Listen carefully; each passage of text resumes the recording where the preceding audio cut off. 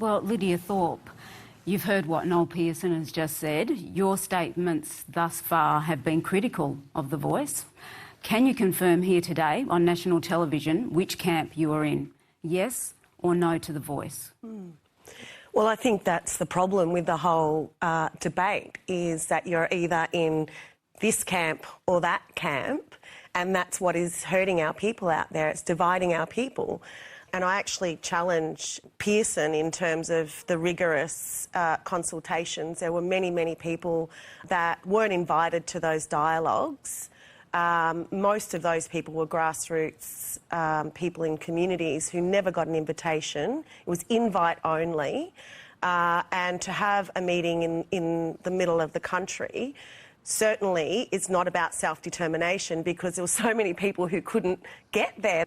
And the fact that Pearson talks about self-determination, to think that reconciliation is giving us a voice with no power is an absolute insult to every blackfella in this country.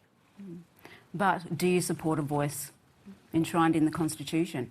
I support a treaty, and I think that for us to go into the colonial construct, which is their law, over the oldest law on the planet, I think we need to have a serious conversation about whose sovereignty we're living under and by in this country, and only a treaty will do that.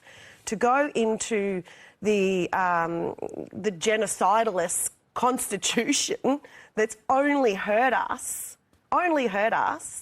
is the cart before the horse. And we need to talk about settlement in this country, and clans and nations need to self-determine for themselves rather than have government handpick the people who say that they make decisions for us.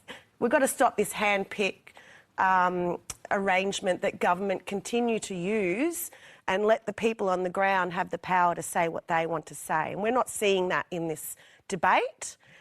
There is a progressive no that no one wants to talk about. Not even the referendum groups themselves will meet with the black sovereign mob.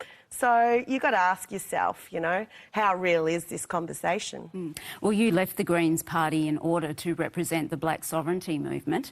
How large is this constituency, and what are they calling for, and how do they want you to represent them? The movement's massive, massive.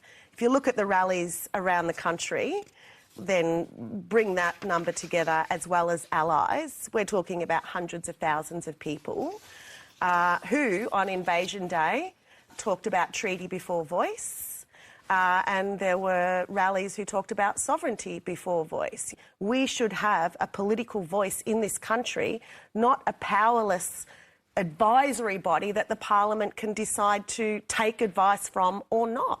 We need seats in Parliament. We have an opportunity to have a real voice in this country.